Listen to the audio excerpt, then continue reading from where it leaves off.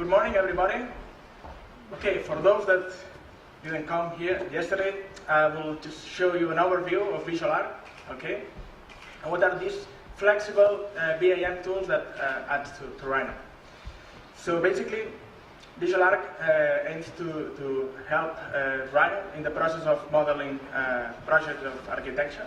Okay, so it provides tools to generate this project. I mean, not only the 3D model, but also everything related to the documentation. So floor plans, sections, elevations. Okay.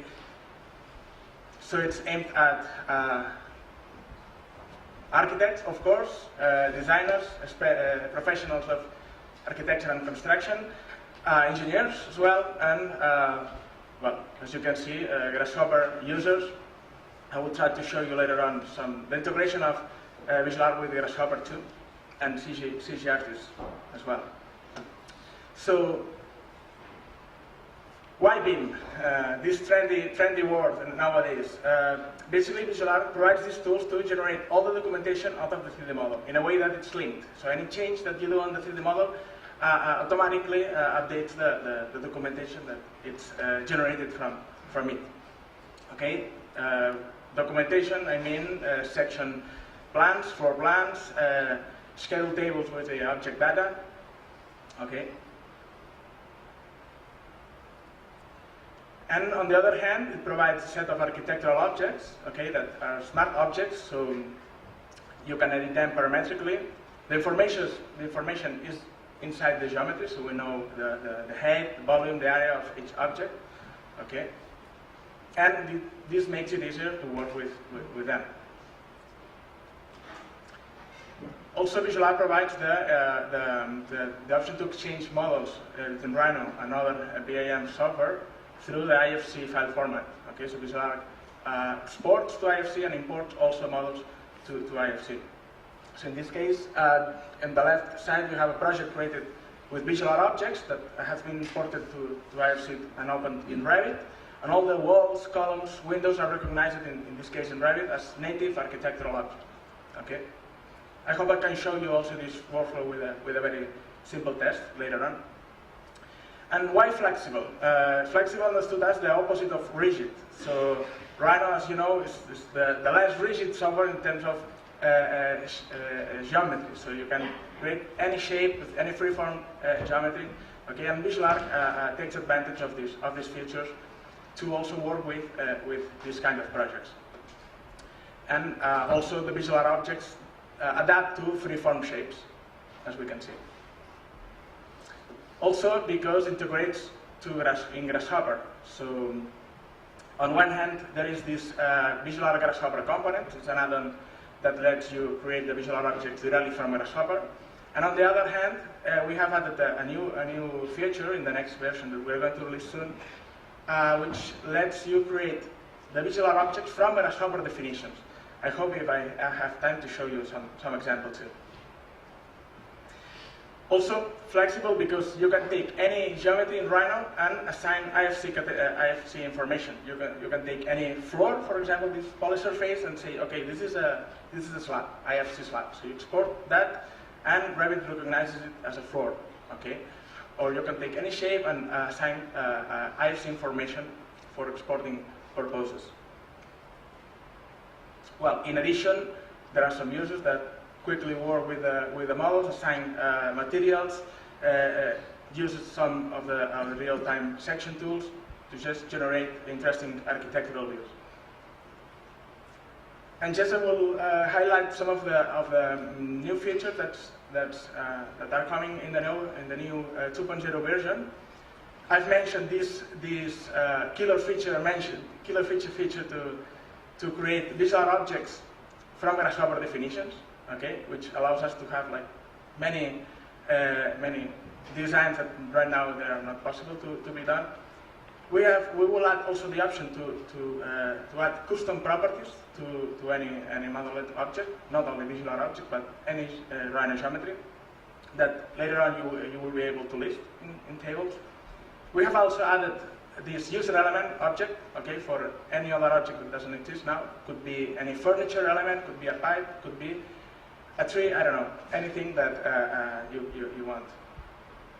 And also we have added more features to work with the VisualARQ geometry that actually they are blocks.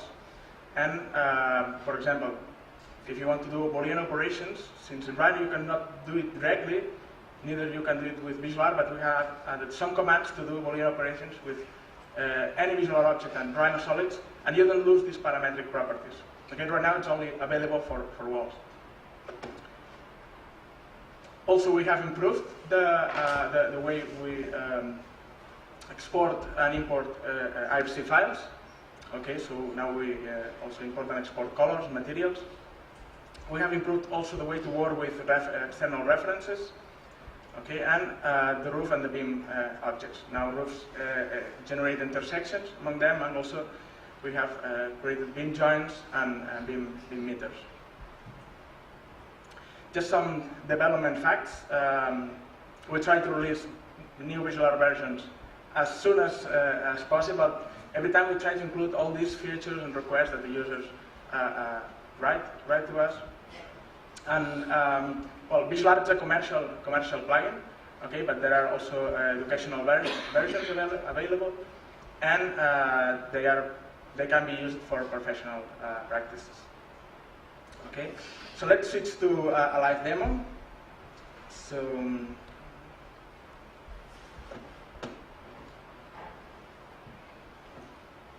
okay, so this is just this is a model created not only with VisualARQ geometry but also with Rhino geometry. At the end, you can work with the way you want. Okay, we don't have like the rock object in VisualARQ yet, but well, basically here you have this set of architectural objects. Okay, and there you have some additional tools for the documentation, and then some other tools for making this process of modeling, working with architectural projects in Rhino easier. For example, there is this level manager that lets you work at different levels. So, for example, in this case, I have 3 levels, and just hiding them, I can see what's inside. This is like having like a visible clipping plane that shows that cuts through the model and lets you see interesting views, of course, but also work from the inside. Okay, as you can see in this example, I'm working with these objects, so they are associated, and in this case, the door creates a hole inside the wall. Okay, I can activate the CAD plane, okay, which moves this clipping plane to a distance that when I see this model from the top viewport, I will see basically a 2D representation of the model. So if I switch to the top viewport and I show the same, like I had the upper level and I activate this CAD plane on, as you can see, I can see a 2D representation of the model, and I can work from here. But I am actually editing the 3D objects. Okay. All right. So let's put back to the top viewport. And about some documentation tools before showing you the objects. There are tools to create section views, plan views, also to list the information of the objects that are existing in the model. That this feature will be improved in the new version, adding like custom properties. But for example, we can list the information of the openings we have in this model. Okay, so we insert now this table that shows the list of windows and doors and all these fields that can be editable, of course. And you can export that table to Excel. Okay, so we'll just show open a new model just to show how to work with these objects. So it's pretty simple. You insert a wall, and you get a list of wall styles, which define the thickness of each layer, the 2D attributes, and the information of this object. And just inserting them is like drawing lines. Okay.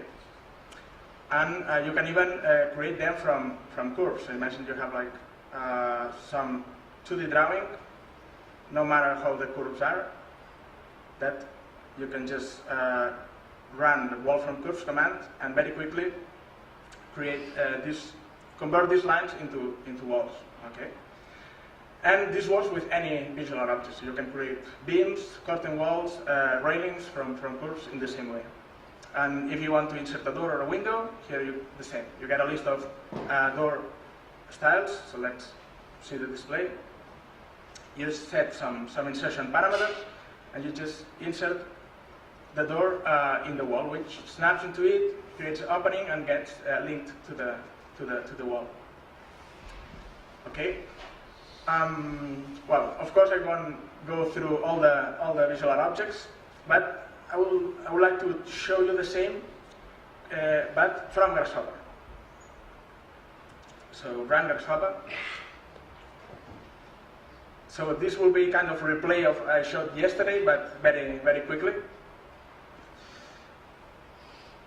So with these VisualARQ Grasshopper components, you have the option to create also these objects directly from Grasshopper. So in this case, we can get rid of this wall, and we have here all the VisualARQ objects. And if I want to create a wall, I have here a wall component which requires a path curve. So I'm going to pick this curve I have here in the middle. And if we want to insert a door, we have this door component which requires a wall, a position. Okay, and some additional options. For example, if we want to change the profile of the door, the same for the wall. If we want to change the style of this wall, okay, let's reference some existing style. All right, and if we want to add more options, more details to the door, the same. We have a door options, and we can change, for example, the profile dimension. So we have some components for profiles, and here we can insert the profile that by default it's 1 by 1. So we can define here some overhead. Okay, actually, we can make the door and the door and the wall and the door is in the same head. But I prefer not to do this. Okay, and I can even create a door from any profile. Imagine that you have you're designing the house in Hobbytown. So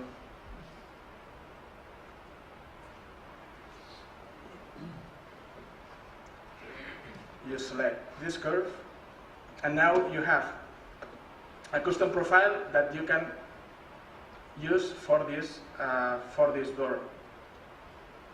For this door here. Okay. Well, basically at the end, when you bake these objects, they become VisualARQ objects in Rhino. Okay, so you select them, and you have here all the properties as you had created initially from Rhino. So you can change the style of this door in this case, or of the wall. Okay, so you can keep on working with this. And just to show you very quickly another example. Yep. So, yeah, inspired in this Le Corbusier's domino structure, I created this definition, which is basically created from slabs, stairs, and columns. Okay. So through these parameters, I can control the grid size, the distance among the columns, okay, or the building head. And at the end, I just need to bake this. I have now, well, VisualARQ slabs, columns, and stairs. Okay, and maybe we can try to export that to IFC to see how does it work. And I will include even like Rhino geometry, because not always you usually have also Rhino geometry in the model. And imagine that you want to tell that this geometry is a column for exporting this to IFC. So there is the option from here to tell this object which IFC category it is. So we can export this as a column. Okay, we can assign this also these categories by layer. Okay, but here I just did it by object. Also, we can create also section views out of these 3D models. So I will just first create a section line. Okay, some depth and some text.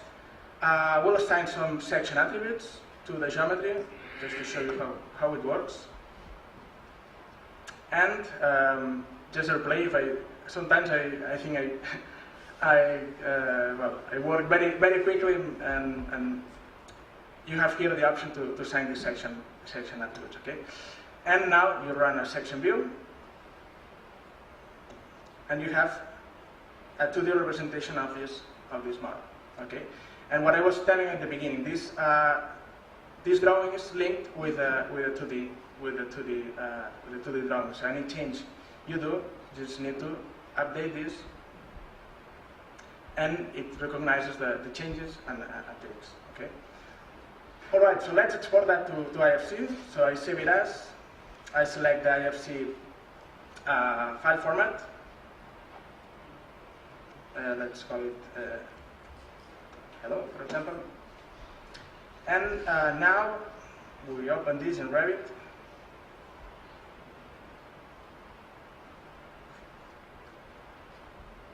Here it is.